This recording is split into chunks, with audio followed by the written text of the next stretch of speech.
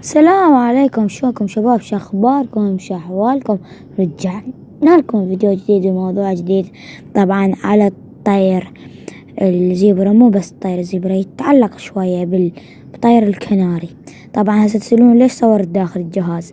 صورت داخل الجهاز لأنه أحسن، شوية أحسن، لأن هاي مرة سويت الأسئلة بالجهاز. أسئلة تفيد لأي مربين الطيور الزينة، مثل الفنجز والحسون والكناري ويمامة الدرة. يلا نبدأ بالفيديو يا أخوان. السؤال الأول: لماذا يقف الطير على رجل واحدة؟ طبعا على رجل واحدة لأن يتعب إذا تكون على رجلين، يعني هو النهار كله والليل كله والصباح كله واقف له على رجلين، راح تتعب رجله. يوقف رجل وينزل رجل، نوب يوقف رجل ونوب ينزل رجل الآخر. اللي ما تعبانة راح تخضر وتشنج على الطير. نجي للسؤال الثاني يا أخوان الأعزاء، والسؤال الثاني يقول: لماذا أنثى الزبرة لا تبيض؟ طبعا لا تبيض أنثى الزبرة هواي أسباب إلها. ما تبيض لأن المكان ما ملائم إلها، لازم يكون القفص دائما نظيف، ولازم يكون عالي، ولازم يكون مو هواي ذكورة بالقفص واحد، لازم يكون ذكر ونثية فقط حتى ما يصير أي مشاكل. وحط لها كل شي لازم، عش وقطن أو خيوط وحط لها مثل ما قلت لكم. والقفص ما يحتاج إنه يكون كبير، وإن شاء الله تبيض عندكم. بس أهم شي تحطها بمكان عالي وتنظف القفص دائما، وما تأذيهن وما تضوجهن، وهو هذا راح يخليها أنثى تبيض إن شاء الله. نجي للسؤال الثالث. طبعا ما وقفته، أحسن لي. السؤال الثالث يقول: لماذا أنثى الزيبرا تاكل البيض؟ تبيض، ما نقول ما تبيض، بيضت. فرحتوا؟ لا، وقفوا.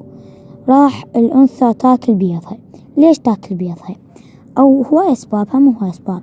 أولا تكون يمها أصوات والجو ما ملائم، اللي هي أصوات وطقطقة وانت كل ساعة تفوت يم بالقفص، فهذا أكبر خطأ. ما يصير تفوت كل ساعة يم بالقفص وأبدا، خصوصا القفص مثل ما قلت لكم يكون نظيف. ومو بس هاي، وهي أصلا راح تحتاج كالسيوم، أو تحتاج توكلها بيض مسلوق. شو تسوي؟ توخر أكل الدخن وتحط ببكانة بيض مسلوق. هذا شرط، أو قشور بيض. هذا الشرط 100% إنه هو ظل عليها فترة دائما، كل يومين تسوي لها هاي الحاجة قليلة إن شاء الله بعد ما تاكل البيض. للسؤال الرابع. السؤال الرابع يقول: لماذا أنثى الزيبرا صراحة استغفر الله. أنا راح أتأخر عليكم بالفيديو، آسف يا أخوان، إن شاء الله ينال إعجابكم. السؤال الرابع يقول: لماذا أنثى الزيبرا لا تقبل بتزاوج الذكر؟ أهم لها هواي أسباب. السبب الأول يكون التزاوج عنيف. السبب الثاني، طبعا هاي عند أي طير مو إلا الزيبرا، حتى طير البادجي، طيور الحبك، الحسون، الكناري، اليمامة الدرة، ما راح تقبل خصوصا هي هاي شو اسمها الفنجز والكنار، خصوصا ما تقبل بالتزاوج أبد. خصوصا الكنار تتعارك ويا ذكر وما تقبل، يكون تزاوج عنيف.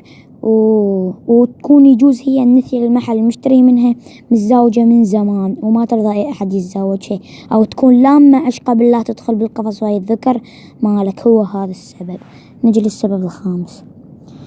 السؤال الخامس: لماذا لا يلقح ذكر الزيبرا الأنثى؟ مو بس الزيبرا، حتى الكناري والطير الحب أو البادجي ما يلقح. بس طير البادجي لا يلقح، خطأ عن الموضوع.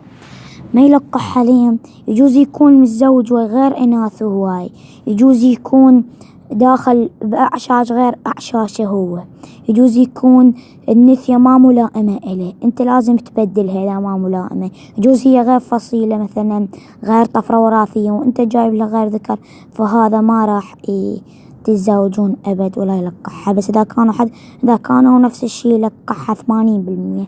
السؤال السادس وتأخرت عليكم. السؤال السادس: لماذا لا تدخل أنثى الزبرة العش؟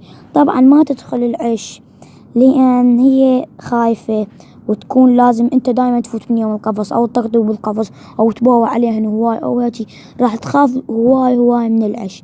والطريقة المناسبة اللي تخليها تدخل بالعش تجيب لها ذكر مناسب ومجرب، وكان عند صديقك وكان يدخل بالعش ويا أنثى، بس تشوف هي الذكر يدخل راح تدخل وياه، وطريقة مجربة 90%. نجي للسؤال السابع: لماذا طيور لا تأكل الخضروات؟ ما تاكل الخضروات بس إذا أول مرة تطيع لهن ما راح تاكله أبدا لو إشي يصير. لازم بهاي الحافظات مال الأكل، مال الدخن أو الخلطات اللي تحط لها أكل للطيور ما المهم تحط لهن توخر الدخن وتحط بمكانه مثلا خيار، يعني لب مع الخيار راح تاكله، أو شيف رقي، شيف بطيخ، شيف برتقال، شيف تفاح، يعني حتى فواكه مو بس الخضروات. تمنع منهم الدخن وتحط لهم كل يومين، تخليه مستمر، يومين انه بيوم الثالث حط لهم دخن، يومين انه بيوم الثالث، هيجي ان شاء الله راح تاكله وتحاول تاكله. طبعا حتى الطماطم مفيدة الهن خصوصا لطيور الحب. نجي للسؤال اللي بعده الثامن، يقول لماذا طيورك يتعاركون دائما؟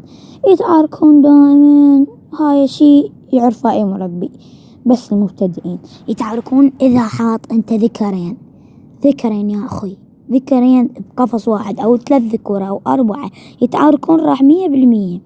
أولا هو أسباب عليها يتعاركون على الأعشاش. ليش هذا يدخل بعشة وهذا يطلع من عشة وهذا هيك وهاي يتناقرون، وهذا ياخذ قطن من عش هذا، وهذا يفتش بعش هذا خاف بيبيض هذا. وغير أنا مرة بيضا وفوق السن وجد ذكر الثاني مو أكل الأفراخ، يموت بالأفراخ، شفته بعيني نقر بيهن.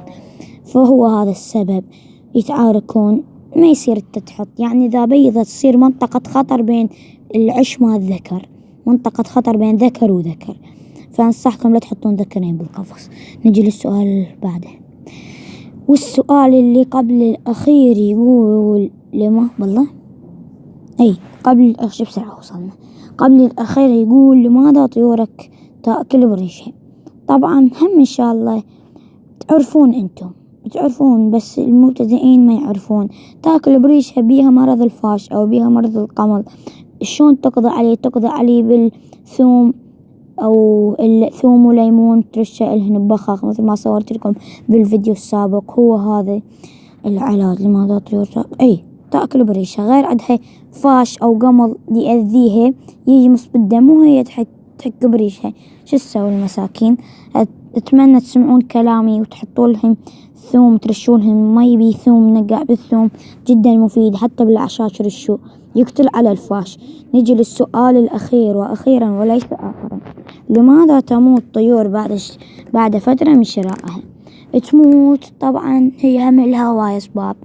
السبب الأول الجو ما ملائم، السبب الثاني للعراك يتعاركون، السبب الثالث الوحدة تأذيهن، يعني ما يصير تخلي واحد بقفص جدا راح حتى دائما إذا تحطوا بصفة هسه ليش مثل يخلون ذكر هنا من يسوون أقفاص تزاوج، يخلون ذكر بهاي الجهة ويخلون نثية بذيك الجهة ويحطون بيناتهم فاصلة حتى يسمع صوتها ويغرد لها. بعد فترة بس توخر الفاصلة راح يتزاوجون. ليش؟ لأن هم فرقوهم، وإذا تفرقهم الفترة طويلة بس مو واحد بصف الثاني راح يتسبب هي الجو أكثر شيء. إذا الجو كان بارد جدا أو حار جدا يأذيهم جدا، والحشرات أيضا تأذيهم جدا، فهو هذا سبب الموت. ويا شباب يا أخوان يا أعزائي أتمنى تسمعون كلامي، وإن شاء الله راح وصلنا لختام الفيديو هذا. أنا أريد هذا الفيديو يوصلنا لايكات يا أخواني يا أعزاء.